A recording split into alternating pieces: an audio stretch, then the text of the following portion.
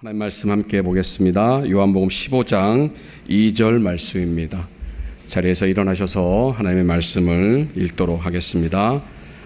2절입니다. 함께 읽습니다. 무릇 내게 붙어 있어 가지는 아버지께서 그것을 제거해 버리시고 무릇 열매를 맺는 가지는 더 열매를 맺게 하려 하여 그것을 깨끗하게 하시느니라. 아멘. 앉으십시오.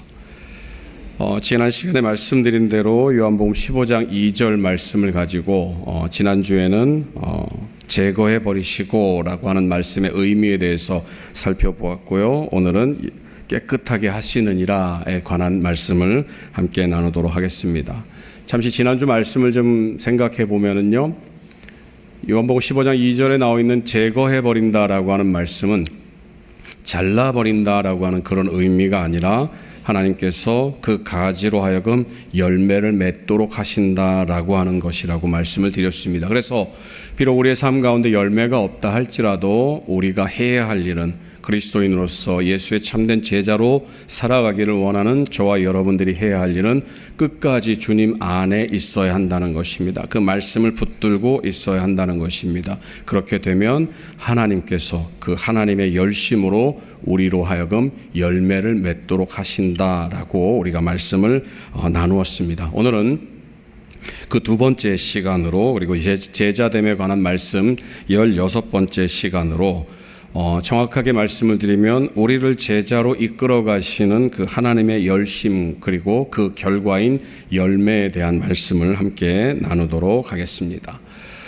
방금 읽어드린 오늘 우리가 읽은 요한복음 15장 2절의 말씀 바로 앞부분의 1절을 보면 나는 참 포도나무요 너희는 내 아버지는 농부라 라고 하는 말씀이 나옵니다. 농부, 즉 포도원 지기가 하나님이심을 오늘 본문은 우리에게 들려주고 있습니다.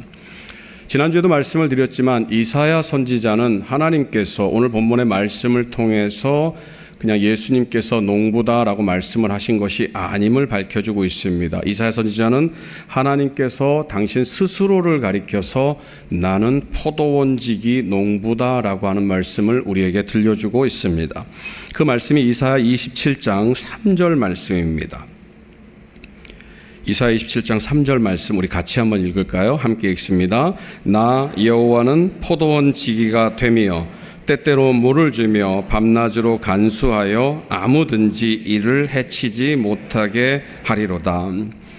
이사야 선지자는 말을 합니다. 하나님이 스스로 포도원 지기가 되었다. 포도원 농부가 되었다. 그리고 그 포도원 농부로서 하나님이 하시는 일은 때때로 물을 주고 필요할 때 물을 주고 또 밤낮으로 그 포도나무를 지키신다고 말씀하십니다. 포도나무에 물을 주고 그리고 밤낮으로 지키는 이유는 그 포도나무를 잘 가꾸어서 그 포도나무가 열매를 맺도록 하기 위함입니다. 농부의 목적은, 포도원 지기의 목적은, 그리고 더 나아가서 밤낮으로 애쓰며 열심으로 일하시는 이 하나님의 목적은 그 포도나무를 통해서 열매를 거두기 위함입니다.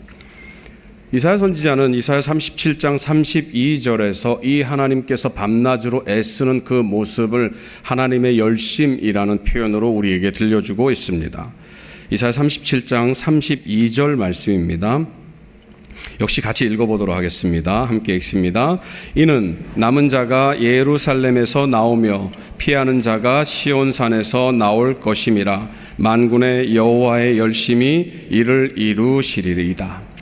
하나님께서 이스라엘 백성들을 지키고 보호하시는 그런 내용에 관한 이사야 선지자의 고백입니다. 그런데 이 말씀은 하나님께서 단지 이스라엘 백성들만을 지키고 보호하시는 것이 아니라 포도원 지기로서 그 백성들, 사랑하는 백성들, 그래서 이스라엘 백성으로 시작해서 그 언약 가운데 있는 모든 백성들, 그리고 그 언약 가운데 있는 백성들, 바로 저와 여러분을 향한 말씀인 것입니다. 그래서 이사야 선지자를 통해서 하나님께서 포도원 지기가 되면서 그 포도원 지기로서 하시는 일은 어떤 일인가? 바로 그 나무로 하여금, 포도나무로 하여금 열매를 맺게 하시는 일, 그리고 대충 하시는 것이 아니라 열심을 내어서 하나님께서 그 일을 하신다는 것입니다. 그러면 하나님은 그 열심을 언제 내실까?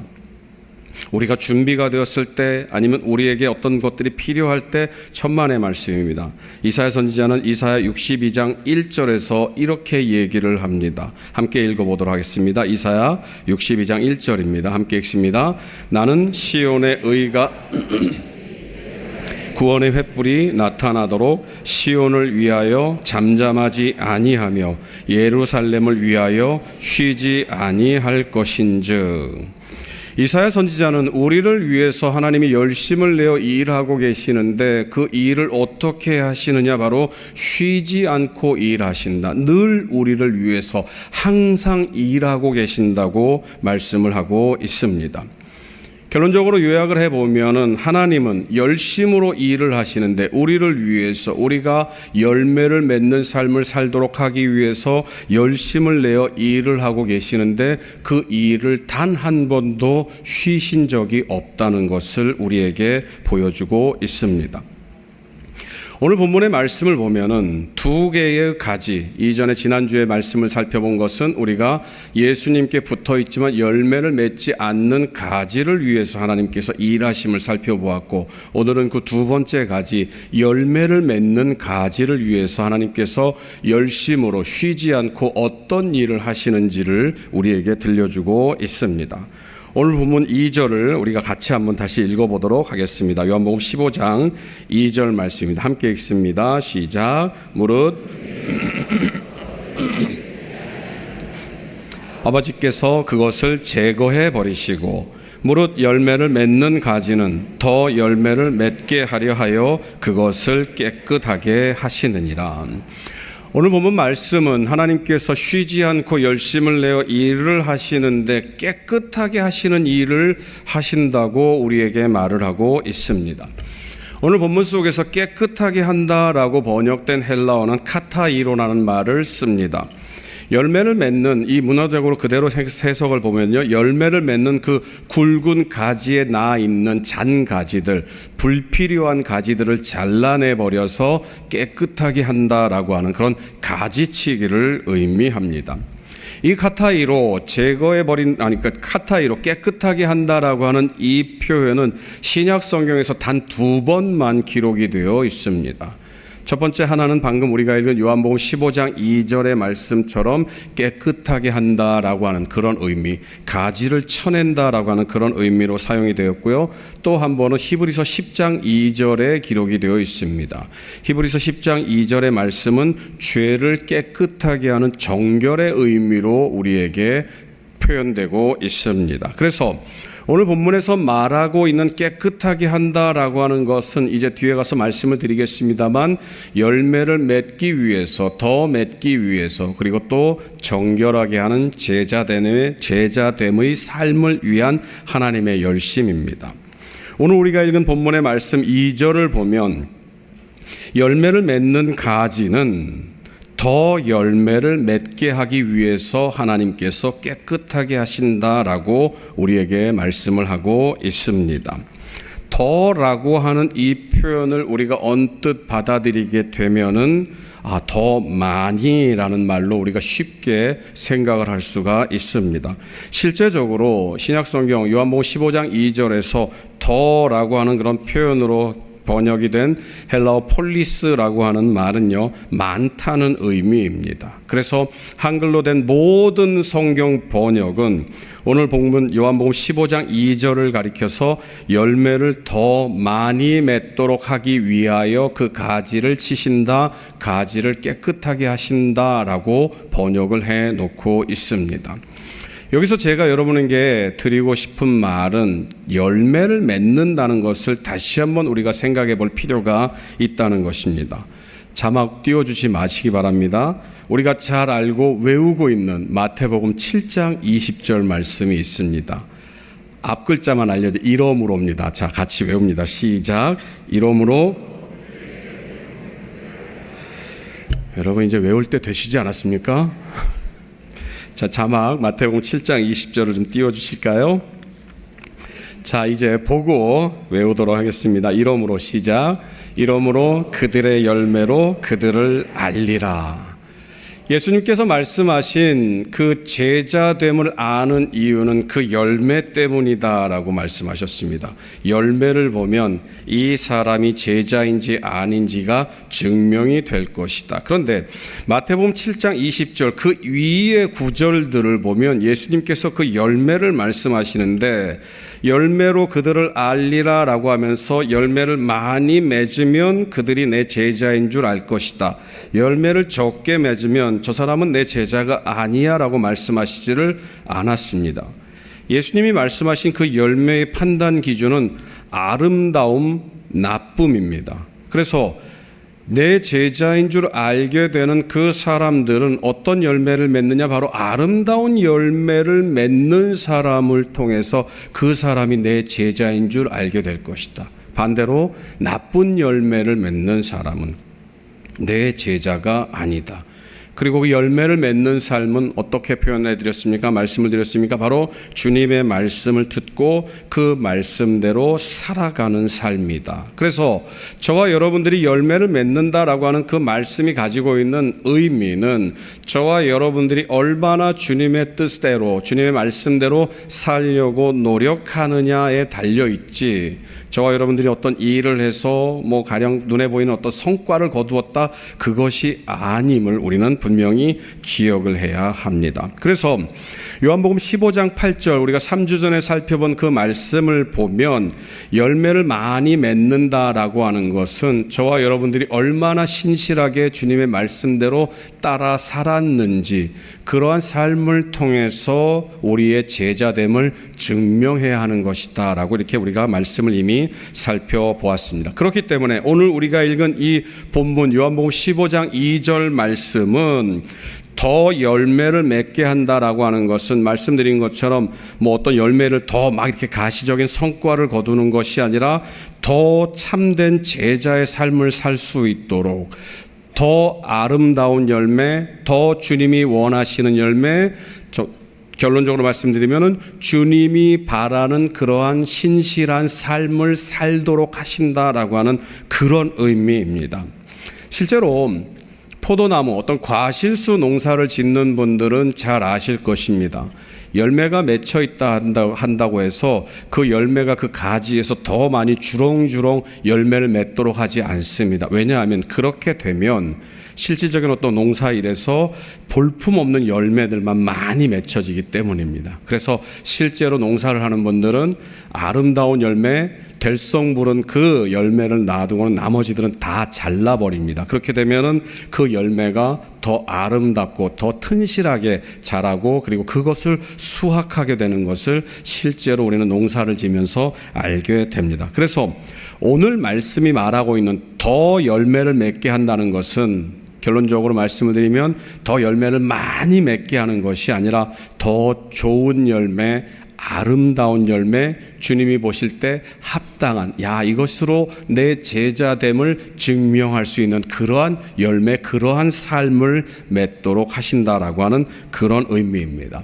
그래서 이러한 해석, 그래서 더 좋은 열매, 더 아름다운 열매, 더 신실한 삶, 더 제자된 삶을 살도록 하는 그 열매를 맺도록 하기 위한 하나님의 그 노력은, 하나님의 열심은 앞서 말씀드린 것처럼 쉬지 않고 일하시는 그런 하나님의 섭리와 연결이 됩니다.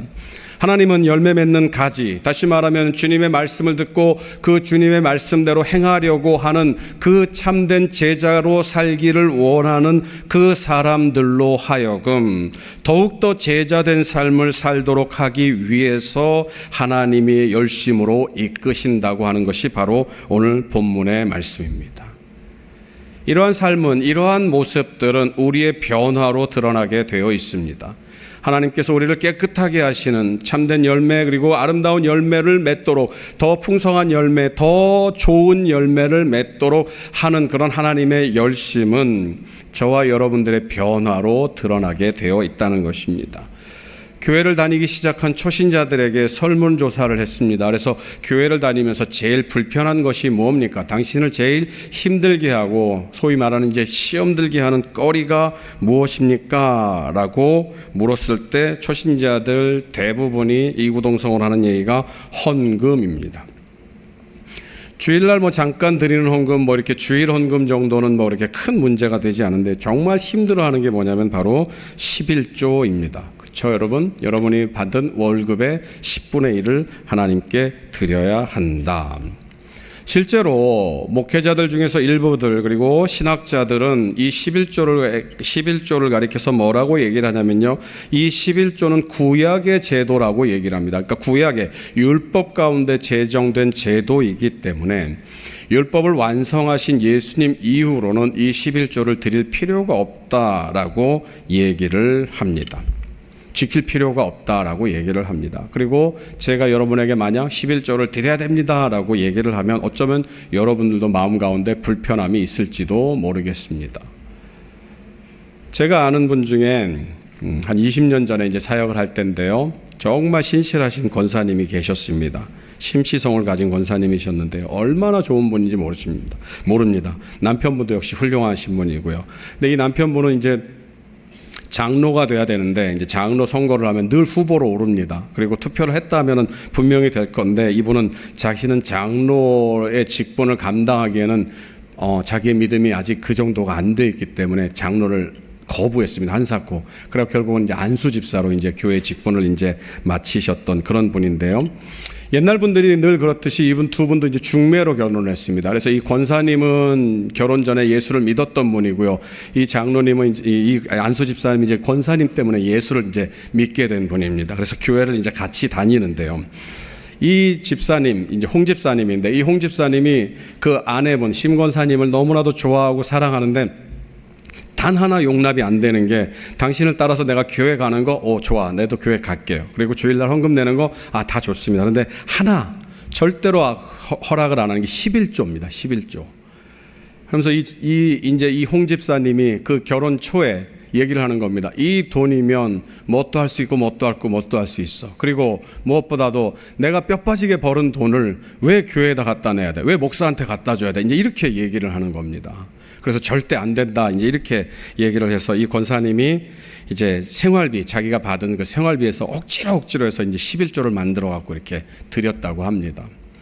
그렇게 이제 살다 보니까 너무 힘이 든 거예요. 그리고 이 권사님 생각할 때 이건 온전한 11조가 아닌 겁니다. 그래가지고 막 고민을 하다가 어느 날인가 잠을 자는데 잠이 안 오더랍니다. 남편이 옆에서 자고 있는 거예요. 자는 남편을 깨웠답니다. 그 권사님 표현을 빌리면 어디서 그런 용기가 나왔는지 모르겠다고 남편을 깨웠습니다. 일어나 보라고, 앉아보라고. 당신 11조 낼 거야, 이혼할 거야. 그게 더 웃기죠? 이 남편 되는 홍 집사님이 잠결인지 몰라도 알았어, 그러면 11조 내. 그러고 이제 자더랍니다. 그리고 그 뒤부터는 이제 11조를 냈다고 이렇게 말씀을 하시더라고요. 여러분, 자다가 청천벽력 같은 소리를 들어서 그냥 잠결에 어떻게 했는지는 모르겠습니다. 근데 분명한 사실은 그 이전에는 완고하게 버티던 11조를 내는 것은 절대 용납을 못해라고 했던 분이 어느 날 갑자기 이제 11조를 내게 됩니다. 그리고 그분이 이제 계속 시간이 지나면서 어느 때가 되니까 안수 집사가 되고, 그리고 얼마나 겸손했든지 말씀드린 것처럼 나는 장로를 받을 수가 없습니다라고 하면서 교회의 직분을 안수 집사로 마쳤던 분입니다. 여러분, 비단 이분뿐만이 아니라 저와 여러분들을 한번 생각해 보시기 바랍니다. 여러분 스스로를 한번 돌아보시기 바랍니다. 여러분, 뭐가 달라졌습니까? 예수를 처음 믿을 때, 교회 첫 발을 디딜 때랑 지금이랑 뭐가 달라졌습니까? 뭐가 달라졌는지를 확실하게 말할 수는 없지만 분명한 사실은 저와 여러분들은 바뀌었다라고 하는 것입니다. 무언가가 바뀌어도 바뀌었다는 것입니다. 그 이전과는 다른 모습이 저와 여러분 가운데 있다고 하는 것입니다. 모든 불의를 물리칠 정도로 우리가 정결한 마음을 갖고 있지는 못합니다. 그러나 우리가 늘 기도를 통해서 고백하는 것은 하나님, 내가 하나님의 말씀대로 살지 못했습니다라고 고백하는 것입니다. 그 이전에는 저와 여러분들이 아무런 거리낌 없이 즐겨왔던 그 일들이 어느 순간부터는 불편한 일들이 됩니다. 그래서 가급적이면 그 일을 하고 싶지는 않은데 어쩔 수 없어서 그 일에 참석합니다. 그리고 그 일에 동참한 뒤에 돌아와서는 하나님, 내가 또 이런 자리에 갔네요. 하나님, 나를 용서해 주십시오라고 고백하는 것이 바로 저와 여러분들의 모습인 것입니다. 그 일들이 과연 저와 여러분의 열심 때문에 일어난 결과겠습니까? 천만의 말씀, 그것은 바로 쉬지 않고 밤낮을 가리지 않고 열심히 일하시는 저와 여러분들이 열매를 맺도록, 저와 여러분들이 더 아름다운 열매를 맺도록, 저와 여러분들이 예수 그리스도의 참된 제자로, 더 아름다운 제자로 살아갈 수 있도록 계속해서 일하고 계시는 그 하나님의 열심의 결과인 것입니다. 사랑하는 성도 여러분, 우리는 성경 속에서 많은 신앙의 위인들을 발견하게 됩니다. 그들의 믿음을 보면서 나도 저 사람과 같은 믿음을 갖고 싶다라고 하는 생각을 하게 됩니다. 그 대표적인 인물이 우리가 알고 있는 아브라함이라고 하는 인물입니다. 아브라함은 얼마나 그 믿음이 뛰어났던지 믿음의 조상이라고 하는 별칭을 가지고 있는 사람입니다. 그 사람이 어떤 믿음을 보였습니까? 마지막에 가서 하나님께서 그래, 내가 너의 믿음을 인정하겠다라고 한 그 결과까지 간 것은 바로 자기 아들을 하나님 앞에 번제로 드리려고 했던 그 제사 자리에서 하나님이 그 믿음을 인정하셨습니다.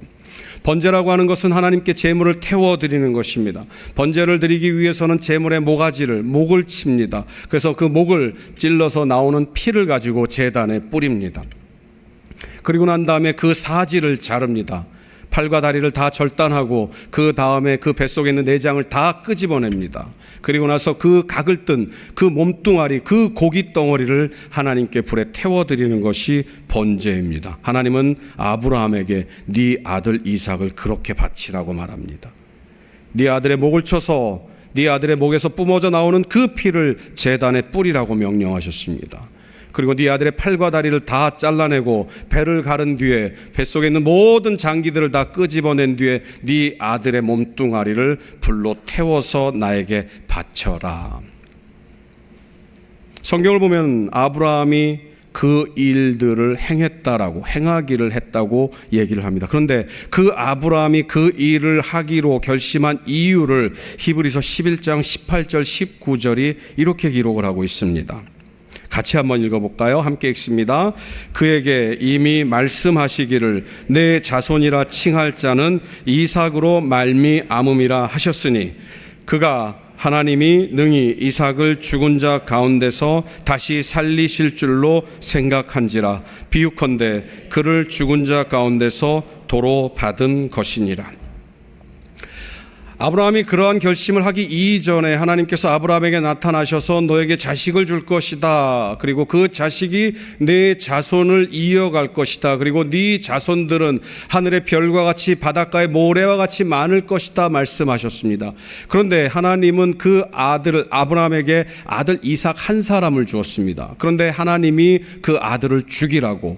근데 아브라함은 무엇을 믿었습니까? 그 아들을 통해서 그 아들로 말미암아 후손을 자녀들을 잇게 한다라고 하는 그 말씀을 믿었습니다. 그래서 아브라함은 이 자식을 죽여도 하나님께서 이 아들로 말미암아서 후손을 잇게 한다고 말씀하셨으니 그 믿음대로 되면, 그 말씀대로 되면 이 아들을 반드시 살려주실 거야 라고 하는 믿음이 있었다고 하는 것입니다. 아브라함의 이 믿음이 어느 날 갑자기 뻥 하면서 생긴 것 같습니까? 천만에요, 여러분. 아브라함의 믿음은 애시당초 처음부터 아브라함은 그런 믿음을 가지고 있었던 사람이 아닙니다. 창세기 12장을 보면 아브라함의 믿음이 어떤 보잘것없는 믿음인지를 우리에게 보여주고 있습니다. 가뭄이 들었습니다. 그래서 애굽으로 내려갈 수밖에 없는 그런 형편이 되었습니다. 애굽으로 내려가는데 생각해 보니까 자기 아내가 너무 예쁜 거예요. 그래서 내려가게 되면 애굽 사람들이 혹시 아내를 뺏어가기 위해서 자기를 죽일까 봐 겁이 났습니다. 그래서 아내에게 얘기를 합니다. 자네의 아내 사라에게 이제부터 누가 묻거든 당신을 내 누이 동생이라고, 여동생이라고 속이기 바랍니다. 애굽으로 내려갔습니다. 애굽의 모든 사람들이 사라의 미모에 반했어요. 특별히 바로 왕이 더 그랬나 봅니다. 그래서 아내 사라를 바로 왕궁으로 불러들입니다. 후궁으로. 그래서 아브라함에게 많은 선물을 줍니다. 아브라함은 꼼짝할 수 없이 그냥 아내를 뺏겼습니다. 그런데 하나님께서 바로 왕궁의 역사를 하십니다. 그래서 바로 왕과 그 가족들을 하나님께서 치십니다. 재앙을 내리십니다. 바로 왕이 깜짝 놀라서 아브라함을 부릅니다. 이 여자가 네 아내가 아니냐. 돌아갔습니다. 모든 일들이 해피엔딩으로 끝났어요. 비겁한 모습을 보였지만, 하나님을 의지하지 못하는 모습을 보였지만, 하나님께서 그 아브라함에게 친히 역사하셔서 내가 너를 지키고 보호한다라는 것들을 몸소 보여주셨습니다. 자, 그렇게 되면은 우리는 그 다음에는 그런 일들이 똑같이 일어날 리도 없지만, 설령 그런 일이 일어난다 할지라도 하나님을 믿고 의지해야 할 것입니다. 저와 여러분들은 아마 그랬을지도 모릅니다. 그런데 여러분, 창세기 20장의 아브라함은 똑같은 일을 아비멜렉 왕에게 당합니다. 그랄이라고 하는 곳에 머물게 됩니다. 그랄 왕 아비멜렉이 사라의 미모를 보고 반합니다. 그래서 사라를 또 취해갑니다. 하나님께서 꿈에 아비멜렉 왕에게 나타나셔서 저 여자는 아브라함의 아내이니 너는 저 여자로 인해서 범죄하지 말 것을 말씀하십니다. 똑같은 일이 일어났습니다. 무슨 의미겠습니까, 여러분? 아브라함의 믿음은 자식을 바칠 정도로 훌륭한 믿음의 소유자가, 아브라함은 그런 사람이 아니었다는 것입니다. 그런데 하나님께서 똑같은 일을 계속 반복하고, 성경 속에서는 어떤 크고 작은 사건들, 또 다른 어떤 일들을 기록해 놓고 있지는 않습니다만, 아브라함의 그 일생들을 지켜보면 하나님께서 계속해서 이러한 하나님의 끊임없는 열심으로, 하나님의 도우심으로, 하나님의 돌보심으로 아브라함이 하나님이 원하시는 자리에 이르도록, 하나님께서 원하시는 사람이 되어갈 수 있도록 계속해서 간섭하고 계셨다는 것입니다. 아브라함이 그러한 자식을 기꺼이 바칠 수 있는 그런 믿음이 될 수 있었던 것은 바로 쉬지 않고 그 아브라함의 삶에 간섭하시면서 그 아브라함의 불필요한 가지들을 쳐내시는 하나님의 열심, 하나님의 돌보심이 있었다는 것입니다. 바로 이 돌보심이, 이 하나님의 간섭하심이 열매를 맺도록, 더 아름다운 열매를 맺도록, 더 참된 제자로 살아가도록 하시는 그 노력이 바로 오늘 본문이 말하고 있는 깨끗하게 하신다라고 하는 그 의미인 것입니다. 참된 제자는 삶 속에서 열매를 맺는 사람입니다. 열매를 맺는 삶은 주님의 말씀대로 사는 삶입니다. 성결한 삶, 정결한 삶, 신실한 삶입니다. 히브리서 10장에서 말씀드렸던 것처럼 바로 정결한 삶, 구별된 삶을 의미합니다. 그래서 오늘 이 자리에 모인 저와 여러분들은 이 말씀을 알고 있기 때문에, 하나님께서 저와 여러분들을 참된 제자 그리스도로 불러주셨기 때문에 주님의 말씀을 듣고 주님의 말씀대로 살기 위해서, 그 주님의 말씀을 듣기 위해서 이 자리에 모인 사람들입니다. 여러분, 우리 스스로를 돌아보시기 바랍니다. 우리 스스로가 아무리 발버둥을 치고 우리가 아무리 노력을 한다 할지라도 우리의 삶 가운데서 우리의 삶이 하나님 보시기에 아름다운 그런 모습이 아닌 것은 분명합니다. 신실하고 정결한 삶은커녕 그냥 부끄럽지 않은 삶을 산다고 하는 그것만이라도 다행인데, 우리는 차마 그렇게 살고 있다고 말을 할 수가 없습니다. 우리는 그냥 늘 부끄러운 삶입니다. 여러분 아시겠지만 대표 기도를 하는 분들, 그러니까는 이제 교회에서 대표 기도를 하는 분들, 그것이 우리의 솔직한 고백입니다. 무슨 기도를 늘 합니까? 하나님, 우리는 늘 하나님 앞에서 부끄러운 삶을 지난 한 주간도 살았습니다라고 고백을 합니다. 그것이 입에 발린 표현이겠습니까? 아니죠. 기도를 준비하시는 분들이 기도를 준비해 보니까 스스로를 생각해 봐도 하나님 앞에서 늘 부끄러운 모습이기 때문입니다. 그런데 여러분, 한 가지를 생각해 보시기 바랍니다. 지금 우리의 삶이 하나님 앞에서 부끄러운 삶인 것은 분명한 사실이지만 이전과는 분명 다른 삶입니다. 이전에는 더 부끄러웠는데, 이전에는 정말 보잘것없고 정말 초라하고, 내가 이렇게 사는 게 맞아 라고 하는 그러한 삶을 살았는데, 지금은 그래도 우리의 과거의 삶을 생각하면서, 그리고 지금의 삶을 생각하면서 하나님 앞에 온전히 살지 못함을 용서해 주십시오라고 기도하는 우리 자신을 발견하게 됩니다. 너무 단순화시킨 예인지도 모르겠습니다만, 예전에는 한 달에 한 번 예배 참석하는 것이 힘들었던 사람이었습니다. 그런데 어느 순간 지금의 모습을 보니까 언제부턴가 그냥 매주 그냥 예배를 참석합니다. 가서 조는 한이 있어도 예배를 참석해서 예배를 드립니다. 이전에는 일주일에 한번 성경을 떠들러 볼까 그냥 볼까 말까 했는데 어느 순간부터는 그냥 시간이 되면은 그냥 의례껏 성경을 읽는 우리 자신을 발견하게 됩니다. 이전에는 예배가 시작되면은 졸기 바빴습니다. 그런데 어느 순간부터는 그 졸음을 깨워가면서 말씀을 들으려고 그 말씀에 집중하고 있는 자신을 발견하게 됩니다. 이전에는 전혀 부끄러움을 몰랐습니다. 그냥 그것을 즐겼어요. 그 삶을 영위했습니다. 야, 너무나도 즐겁구나. 인생이 즐겁구나라고 생각했습니다. 그런데 어느 순간부터 그 삶이 부끄러워지기 시작했습니다. 어느 순간부터 그 삶을 벗어나려고 애를 씁니다. 그래서 계속해서 기도합니다. 하나님, 이 삶에서 나를 건져주십시오. 내가 정말 온전히 하나님만을 섬기는 삶을 살아갈 수 있도록 인도해 주십시오. 여러분, 이러한 변화가 저와 여러분 가운데 있습니다. 그러면 이 변화들, 이러한 결과들이 여러분이 열심히 노력한 때문이겠습니까? 아니죠. 아닙니다. 하나님께서 그 하나님의 열심으로 저와 여러분들로 하여금 더 아름다운 열매를 맺게 하기 위해서, 더 크고 튼실한 열매를 맺기 위해서, 저와 여러분들이 정말 참된 제자의 삶을 살아가도록 하기 위해서 하나님께서 일하신 결과이기 때문인 것입니다. 사랑하는 성도 여러분, 참된 제자의 삶을 살기를 원하십니까? 정말 예수님의 말씀대로, 예수님의 뜻대로 살아가는 그러한 사람이 되기를 원하십니까? 그러면 여러분 믿으시기 바랍니다. 무엇을 믿습니까? 바로 여러분의 삶을 지금도 간섭하셔서 쉼없이 가꾸고 계시는 그 하나님을 믿으시기 바랍니다. 자기 아내를 누이 동생이라고 속였던 그 비겁하고 연약했던 그 아브라함을 믿음의 조상으로 가꾸어 가신, 믿음의 조상으로 일구어 가신 그 하나님의 열심이 오늘도 저와 여러분과 함께 하심을 믿으시기 바랍니다. 하나님은 지금도 살아계셔서 참된 제자로 살기 위해서 발버둥 치는 저와 여러분들을, 하나님은 오늘도 나는 부끄러운 삶을 살았습니다. 어떻게 하면 좋습니까? 라고 하는 그 고백을 드리는 저와 여러분의 삶에 간섭하고 계심을 믿으시기 바랍니다. 그래서 저와 여러분들을 가꾸어 가십니다. 불필요한 것들을 쳐내십니다.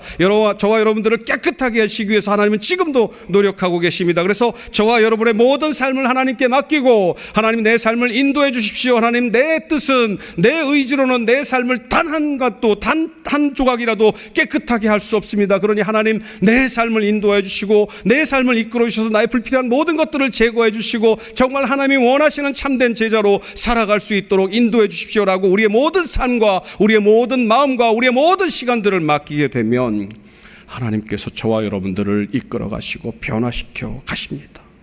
성경은 그런 변화들의 역사입니다. 하나님이 간섭하셔서 하나님이 변화시킨 그 사람들의 역사입니다. 하나님께서 저와 여러분들의 역사하시면, 저와 여러분들의 모든 것을 하나님께 맡기면 머지 않은 때에 저와 여러분들은 아브라함과 같은 그런 참된 제자됨의 열매를 거두게 됨을 믿으시기 바랍니다. 그때 우리의 믿음, 그때 우리의 참된 제자됨의 열매를, 그리고 저와 여러분들의 정말 정결한 삶, 구별된 삶, 거룩한 삶, 하나님께 바쳐질 만한 그런 삶을 살게 된다면 그 삶을 본 사람들은, 세상 사람들은 저와 여러분들을 통해서 하나님을 찾게 될 것입니다. 저와 여러분들을 통해서 하나님께 영광을 돌리게 될 것입니다. 여러분 한번 생각해 보십시오. 상상해 보세요.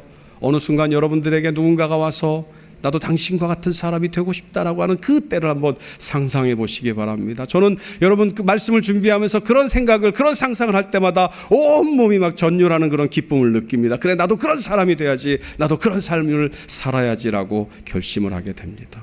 사랑하는 성도 여러분, 저는 여러분들이 저와 같은 결심을 해서 정말 하나님의 이름을 드높이는 참된 제자의 삶을 살기를 소원합니다. 그래서 머지않은 때에 하나님께 영광을 돌리며 하나님 앞에 큰 칭찬을 받는 그런 참된 제자의 삶을 살기를 원합니다. 하나님을 믿으시기 바랍니다. 우리의 힘으로는 할 수 없어요. 하나님만을 의지하시기 바랍니다. 그 하나님께 우리의 모든 삶을 맡기고 참된 제자의 삶을 살기 위해서 날마다 애써가는 저와 여러분들이 되시기를 간절히 소원합니다. 기도하시겠습니다. 사랑의 하나님, 감사합니다. 하나님께서 하나님의 열심으로 우리를 이끌어 가심을 다시 한번 생각해 보았습니다. 하나님, 우리는 열매를 맺는 제자들입니다. 하나님의 뜻대로 살기 위해서, 주님의 말씀대로 살기 위해서 애를 씁니다. 그러나 하나님, 그 열매는 참 보잘것없는 열매입니다. 그런데 오늘 말씀을 통해서 하나님께서 그 열매를 가꾸어 가신다고 하셨습니다. 하나님, 아름다운 열매 맺기를 원합니다. 더 크고 튼실한 열매 맺기를 원합니다. 더 참된 열매 맺기를 원합니다. 하나님, 인도하여 주시옵소서. 그래서 하나님께서 우리를 가꾸어 가신다는 그 믿음을 마음 가운데 품고 하나님께 우리의 모든 삶을 의탁함으로 우리의 삶 가운데서 날마다 참된 제자의 삶이 증명될 수 있도록 인도하여 주옵소서. 감사드리며 이 모든 말씀 예수님 이름으로 기도합니다. 아멘. 이제는 우리 주 예수 그리스도의 은혜와 하나님 아버지의 크신 사랑과 성령님의 감동, 감화, 충만하심이 열매를 맺는 가지를 더 깨끗하게 하여 주님이 원하시는 열매, 아름다운 열매를 맺도록 늘 열심으로 역사하시는 하나님을 믿고 참된 제자로 살아가기로 다짐하는 주의 종들 머리 위에 이제로부터 영원토록 함께 있을지이다. 아멘.